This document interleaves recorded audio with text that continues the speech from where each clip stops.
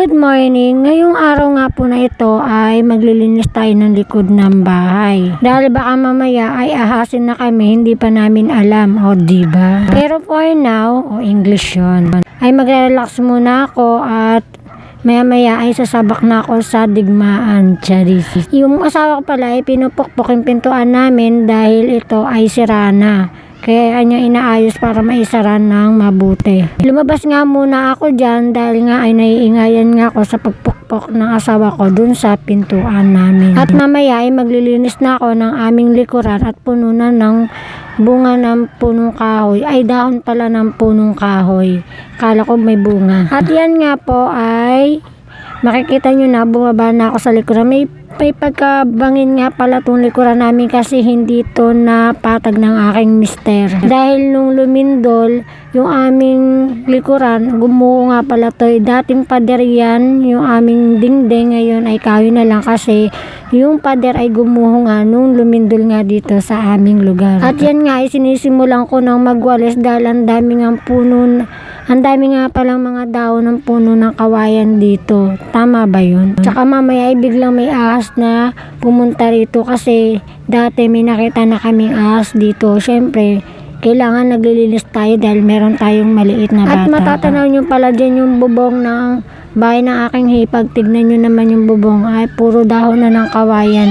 At yan ay nililinis ng kanyang asawa. Tinatanggal ko nga rin pala yung mga daon-daon dyan, yung mga natirang yung mga tawag dito, yung mga ligaw na dahon, tinatanggal ko na, tsaka yung mga lupa kasi balak ko nga rin magtanim dito. Pero baka ipatag ko to sa mister ko bago ko taniman kasi maganda nga yung lupa dito sa likod namin. Kadami-daming mga alikabok, yung mga basura na dala ng daga, ng pusa, ayan. Diyan nila inilalagay kaya ako naglilinis dahil kapag umuulan, lalong nagkakaroon ng basura dito sa likod namin. Kaya todo walis ang inyong kamarites. Lagi na lang tayo naglilinis kasi yan ang trabaho natin sa bahay. Wala naman tayong trabaho sa labas. Diba? At bakasyon naman ang aking anak kaya hindi muna ako maghahatid ng baon niya sa kanyang eskwelahan. Pero mamaya ay magluluto ako ng tanghalian dahil maghahatid ako ng baon ng mister ko dun sa kanyang trabaho. At sinabi ko nga sa mister ko, nalilinisan ko yung likod. Ayaw pa nga pumayag at baka daw malaglag ako. Pero sabi ko, wala ka bang believe sa akin, charis? Kaya todo effort ako dahil syempre bahay natin to kaya kailangan nating linisin dahil meron tayong mga anak na naglalaro dito. At minsan yung panganay ko ay pumupunta rito, mas maganda ng malinis tignan para safe kapag bumababa siya. Minsan kasi tumatakas to sa akin at naglalaro doon sa kanyang mga pinsan. Dahil dyan lang sa baba ang bahay ng aking hipag. Todo linis nga ako dyan at nakahawak pa ako sa lubid at baka bigla akong madulas dumiretso ko hanggang dun sa baba. Ay nako, nakakatakot talaga kaya mag-ingat-ingat tayo habang naglilinis.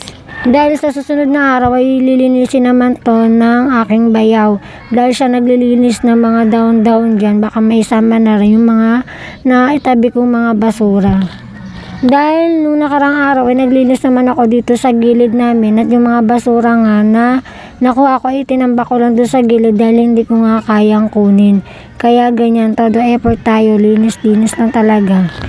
At yan nga po yung mahawa ko at baka bigla akong madulas. Kasi nga medyo may pagkabangin nga itong nililinisan ko at hindi ito nakapatag. Kaya kapag alam niyo na lumindol, ayan, ganyan, baka biglang gumuho. Pero may bala kaming ayusin yung bahay. Kaya yan, yung baka patagin ng asawa ko yan. Kasi tulad nga na sinabi ko at paulit-ulit na lang ay bala ko talaga magtanim dito ng gulay sa amin. Winawalis ako na rin yung aming dingding at puno na ng baby wipes dahil inuhulog ng anak ko dito yung baby wipes na nilalaro niya. Kaya yan, todo linis tayo doon sa may dingding. At baka mamaya biglang lumusot yung ahas dyan, mahirap na, diba? Ilang beses na rin ako nakakita ng ahas dito, iba't ibang ahas yung nakikita ko dito at syempre nakakatakot. Kaya sabi ko sa mister ko, lilinisin ko para medyo magandang tignan at maaliwalas naman, lalo na sa mga nakakakita kasi tabing daanan kami.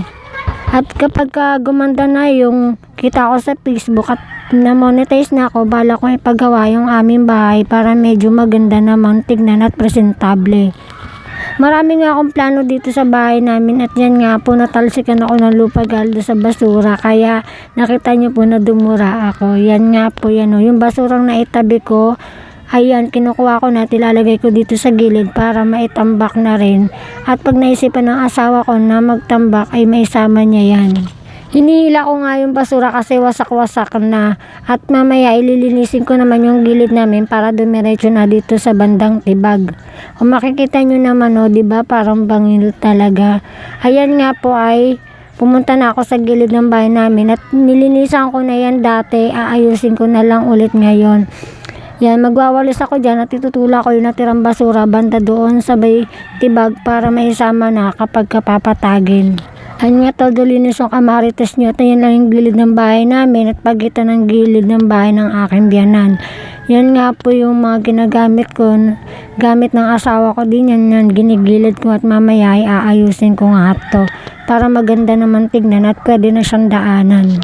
Dati po ay daanan talaga to ng mga hipag ko. Yan, dito sila dumadaan, yung mga anak niya dito dumadaan. Pero nung dito na kami tumira ay gumawa sila ng sarili ng daanan doon sa kabila. Pero kung gusto naman nilang dumaan ay pwede po. Pasensya na po kayo sa voice ko, medyo paus po talaga ako.